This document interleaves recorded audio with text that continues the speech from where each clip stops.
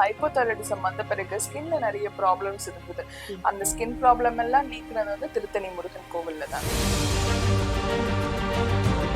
In fact வந்து தமிழ்நாட்டுல என்னென்ன கோவில்கள்லாம் நிறைய இருக்கோ அங்கெல்லாம் போயிட்டு வருவேன். அப்புறம் டெய்லியுமே கோவிலுக்கு போற பழக்கத்தை ஏற்படுத்திக்கிட்டேன். என்னோட சக்சஸ்லயும் சரி, என்னோட ஃபெயிலியர்ஸ்லயும் சரி, ரொம்ப உறுதுணையா இருந்தது வந்து கோவில்கள் தான்.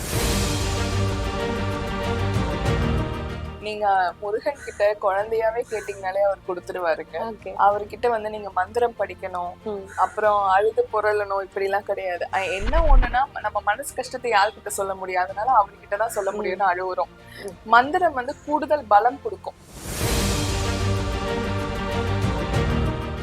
ஆனா இவங்க என்னன்னா முகம் வேற மாதிரி இருக்கு, எல்லா சுவாமிக்கும் வேற மாதிரி தானே இருக்கும் அப்படிலாம் நினைச்சிருக்கிறேன். இல்ல இவங்களோட முகம் வந்து பன்றி முகத்தோட ஒட்டி இருக்கும். அந்த சுவாமி தான் இவங்க ராஜராஜேஸ்வரி தாயோட படை தலைவியில ஒருத்தவங்க அப்படின்னு சொன்னாரு. ஆனா நீங்க நம்பிக்கையா ஒருத்தவங்க மேல வச்சு, அது முருகர் ஆகட்டும், வாராகி ஆகட்டும், இல்ல ஐயப்பன் ஆகட்டும், யாருக்காவது நீங்க ரொம்ப முழுமையா அவரை நம்பி விரதம் இருக்கும் போது, செல்ஃபா இருக்கிற விரதத்தோட கடவுள் மேல நம்பிக்கையா இருக்கிற விரதம் வந்து பல நன்மைகளை வந்து நம்மளுக்கு கொடுக்கும்.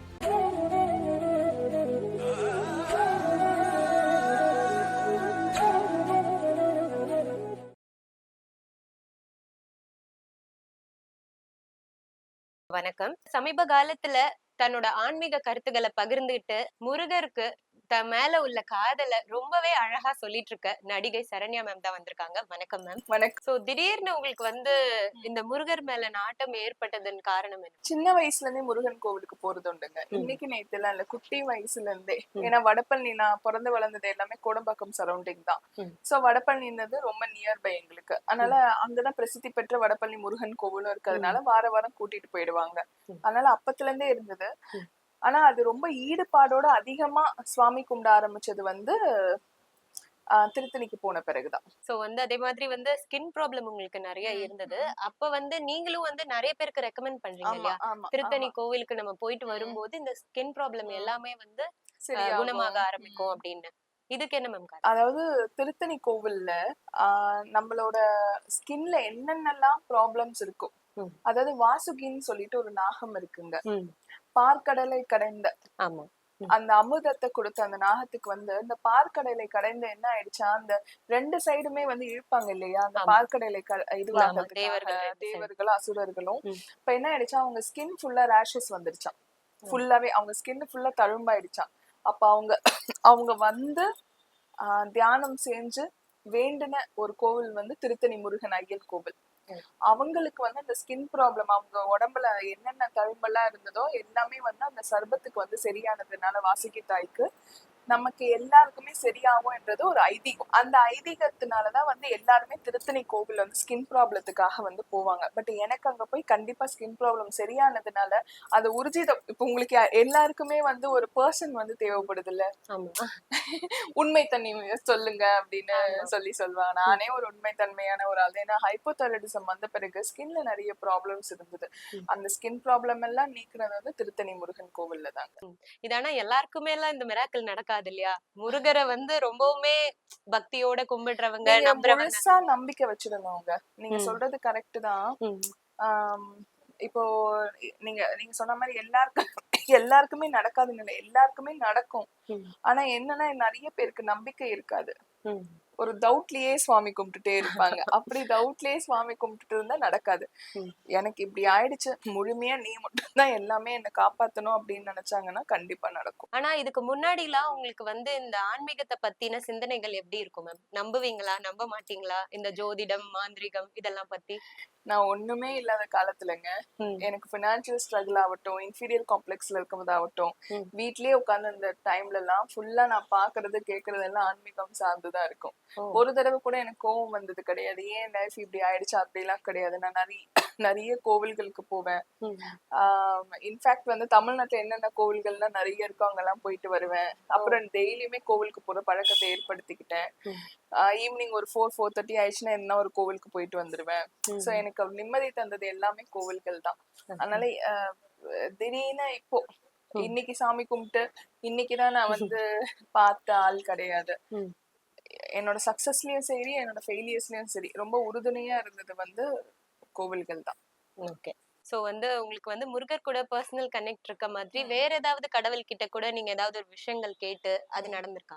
2018 எனக்கு தெரிஞ்ச ஒரு அண்ணன் இருக்காரு, லக்ஷ்மண் அண்ணான்னு சொல்லிட்டு. அவர் இப்ப இல்ல, அவர் காலமாயிட்டாரு. பட் அவர் அப்ப என்ன பண்ணுவாருன்னா எனக்கு நிறைய புதுவிதமான கோவில்கள் வந்து கூட்டிட்டு போவாரு. சோ இங்க இந்த சைதாபேட் ரோட்ல வந்து இந்த கோர்ட்டுக்கு வெளியில ஒரு வாராகி அம்மன் வந்து இருப்பாங்க. ஃபர்ஸ்ட் டைம் அந்த கோவிலுக்கு சரண்யா ஒரு கோவில் கூட்டு போறேன், ரொம்ப சூப்பரா இருக்கும், லிட்டில் மவுண்ட் தாண்டி தான் இருக்கு அப்படின்னு சொன்னார். அப்படிங்களா, நான் போயிட்டு வருவோம்னு சொன்னா ரோட்ல இருக்கிற ஒரு சின்ன கோவில்.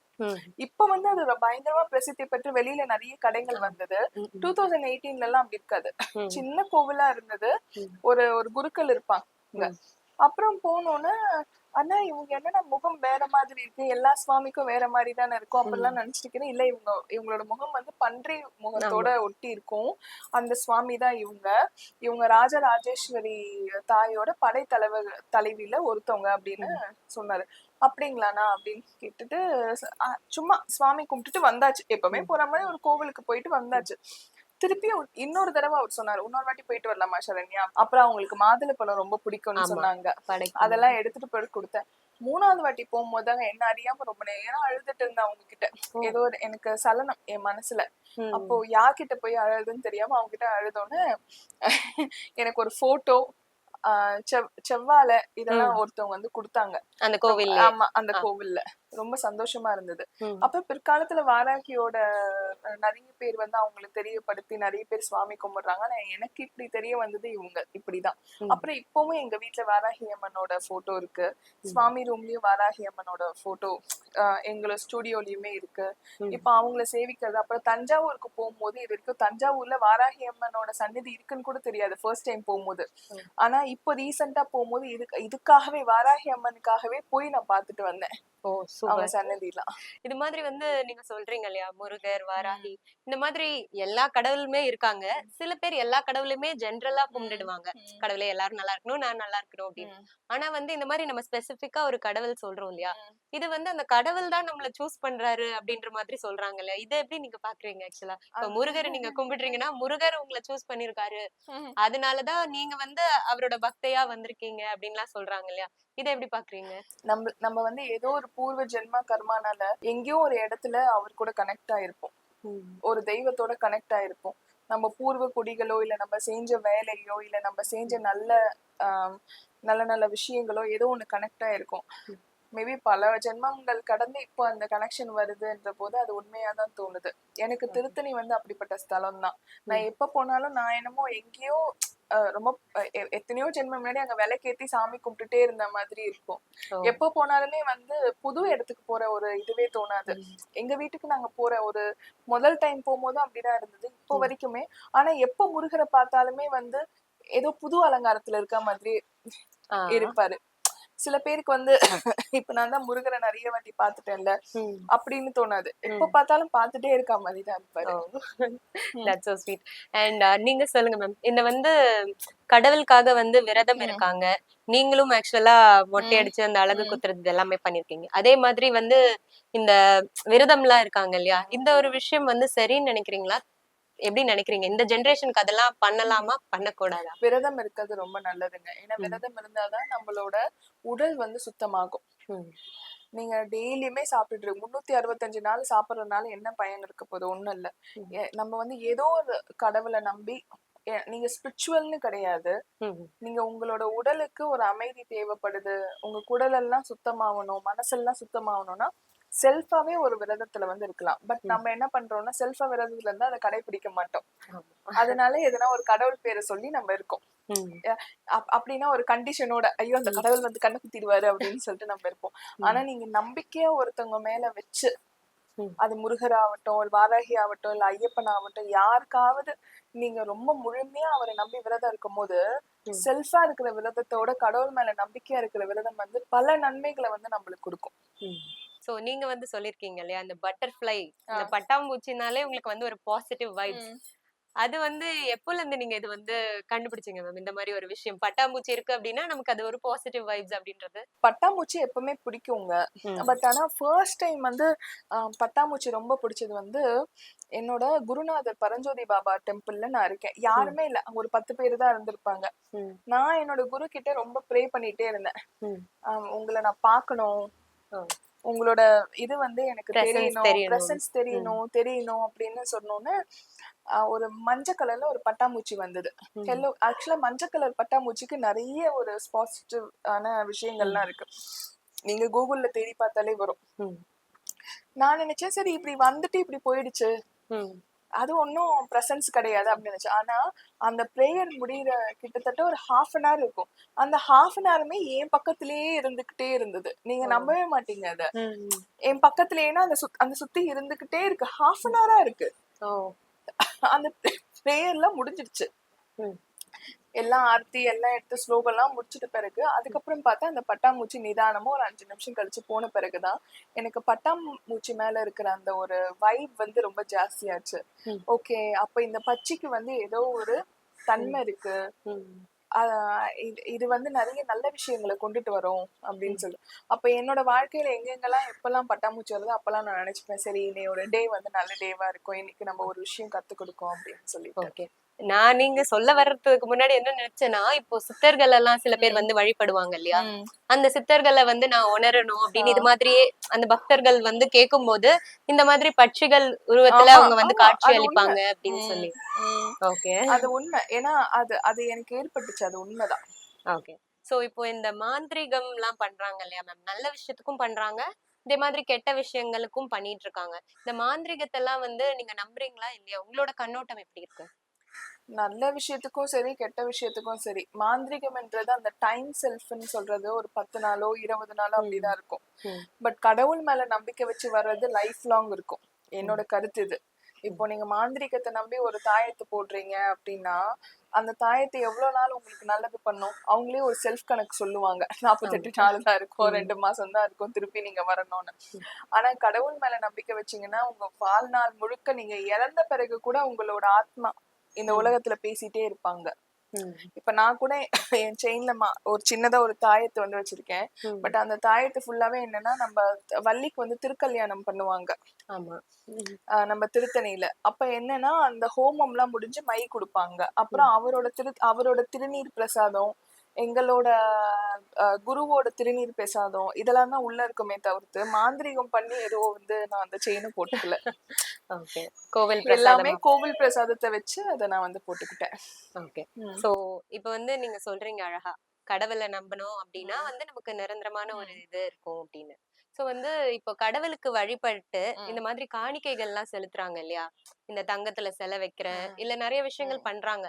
சோ அது மாதிரி பண்றது விட இப்ப வந்து வெளியே இருக்க ஏழை மக்கள் யாருக்கு தேவை இருக்கோ அவங்களுக்கு எல்லாம் நம்ம உணவு அளிக்கலாம், அந்த மாதிரி எல்லாம் பண்ணலாம் இல்லையா?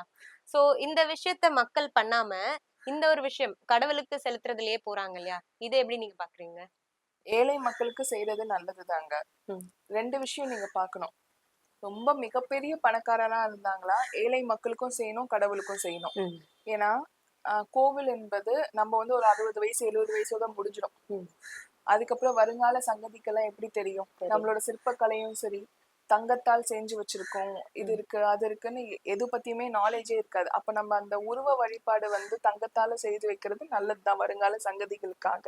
அப்புறம் நம்மளுக்குமே நிறைய ஒரு பண்பாடு இருக்கு, நம்ம வந்து நிறைய கொண்டாட்டங்கள் நம்மளுக்கு இருக்கு, அதாவது ஃபெஸ்டிவல்ஸா இருக்கு, பண்டிகைகள் நிறைய இருக்கு. அப்போ திருவிழாக்கள் எல்லாம் நம்ம தங்கத்தால் ஆன உருவத்தை நம்ம கொண்டுட்டு வந்து பண்ணும் போது அப்போ இப்ப இருக்கிற வருங்கால சங்கதிகள் எல்லாருக்குமே தெரியறதுக்காகவும் நம்ம வாழ்ந்த ஒரு ஆதாரமாகவும் நம்ம அதை வச்சுட்டு போறோம். இதுவே வந்து ரொம்ப பெரிய மிகப்பெரிய பணக்காரங்கள் இல்ல, நானுமே நடுத்தர இதுலதான் இருக்கேன் அப்படின்னா நீங்க வந்து ஏழை மக்களுக்கு மட்டும் செஞ்சுட்டு போறதே போதுமானதுதான். பணம் வசதி படைச்சவங்க இந்த மாதிரி கோல்டுலயோ சில்வர்லயோ பண்ணி வைக்கிறது தப்பு கிடையாது. ஏன்னா நிறைய பணத்தை வச்சு என்ன பண்ண போறோம்? ஒண்ணும் கிடையாது. அதனால நம்ம கோவில்களுக்கும் செய்யணும், ஏழைகளுக்கும் செய்யணும். பட் என்ன இதுல சின்ன டிஃபரன்ஸ்னா மிகப்பெரிய பணக்காரர் இருந்தா ரெண்டுத்துக்குமே செய்யலாம். பணம் வந்து நாங்களே எங்களோட அன்றாட வாழ்க்கைக்கு கஷ்டப்படுறோம்ன்றவங்க ஏழை மக்களுக்கு முடிஞ்ச அளவுக்கு சிறு உதவி பண்ணிட்டு போலாம். சோ வந்து சில பேருக்கு வந்து இருக்கும் இல்லையா, அதாவது ரொம்ப இந்த பூஜை மந்திரம் இந்த மாதிரி எல்லாம் ம். சொல்லி ப்ரே பண்ணுவாங்க.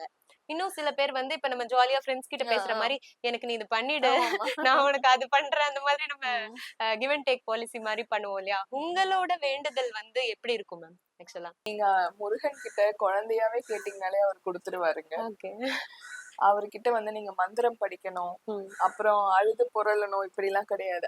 என்ன ஒண்ணுன்னா நம்ம மனசு கஷ்டத்தை யார்கிட்ட சொல்ல முடியும், அதனால அவர்கிட்ட தான் சொல்ல முடியும்னு அழுவுறோம். மந்திரம் வந்து கூடுதல் பலம் கொடுக்கும். நீ உங்களோட வேண்டுதலை வந்து ஊர்ஜிதப்படுத்தும், உண்மையாக்கும், அடுத்த கட்டத்துக்கு கொண்டுட்டு போகும். ஆனா நீங்க உண்மையாலேயே உங்களுக்கு அந்த விஷயம் வேணும், அது அந்த விஷயம் இருந்ததுன்னா நீங்க அடுத்த கட்டத்துக்கு நகர்வீங்க அப்படின்னு அவருக்கு தெரிஞ்சதுன்னா அவர் கண்டிப்பா கொடுக்காம இருக்க மாட்டாரு. நீங்க கேட்டீங்கனாலே கொடுத்துருவாரு. என்ன அதுக்கான சிரமம் என்ன, அதுக்கான வேல்யூ என்னன்னு புரிய வச்சு கொடுப்பாரு. அவ்வளவுதான். அந்த டைம் தான் எடுக்குமே தவிர்த்து கேட்ட உடனே வந்து நீங்க உங்களுக்கு ஒரு வரம் கிடைச்சிருச்சுன்னா நம்ம வந்து அதை யூஸா வச்சுக்க மாட்டோம். ஆனா வந்து சில பேர் என்ன சொல்லிருக்காங்கன்னா, முருகர் கிட்ட நம்ம வந்து ஒரு விஷயத்துக்காக வேண்டுறோம்னு வைங்களேன், அந்த விஷயத்த வேண்டி வேண்டி வேண்டி வேண்டி நம்ம வெறுத்தே போயிருவோம். அந்த விஷயம் வேண்டாம்டா எனக்கு அப்படின்ற அளவுக்கு நம்மள மாத்திருவாரு அவரு அப்படின்றாங்க. அது நம்பிக்கை இல்லாததுதாங்க. நீங்க முழுசா அவரை நம்பி பாருங்க. அவர் டைம் அவர் அந்த அந்த ஒரு கால நேரம்ன்றது கண்டிப்பா இருக்கும். இவ உண்மையாலேயே அந்த விஷயத்துக்கு ஆசைப்படுறாளா அப்படின்னு அவர் நினைப்பாரே தவிர்த்து கொடுக்காம விட மாட்டாரு. அதுவும் என்னன்னா அந்த கொடுக்கறதுக்கான சந்தர்ப்பமும் சூழ்நிலையும் உங்களுக்கு அது நிஜமா உபயோகமா இருக்கணும். உபயோகம் இல்லாத கொடுத்து நீங்க என்ன பண்ண போறீங்க? அது இது வரைக்கும் உங்களோட நேரத்தை எங்களுக்காக அழகா செலவழிச்சு நாங்க கேட்ட கேள்விகளுக்கு ரொம்பவுமே சிம்பிளாவும் ரொம்ப வந்து உண்மையான பதில்களை கொடுத்ததுக்கு ரொம்ப நன்றி மேம். வியூவர்ஸ் எல்லாருக்கும் ரொம்ப நன்றிங்க. கண்டிப்பா லைக் பண்ணுங்க, ஷேர் பண்ணுங்க, கமெண்ட் பண்ணுங்க, நல்ல நல்ல பாசிட்டிவ் கமெண்ட்ஸ் எல்லாம் கொடுங்க. நன்றி.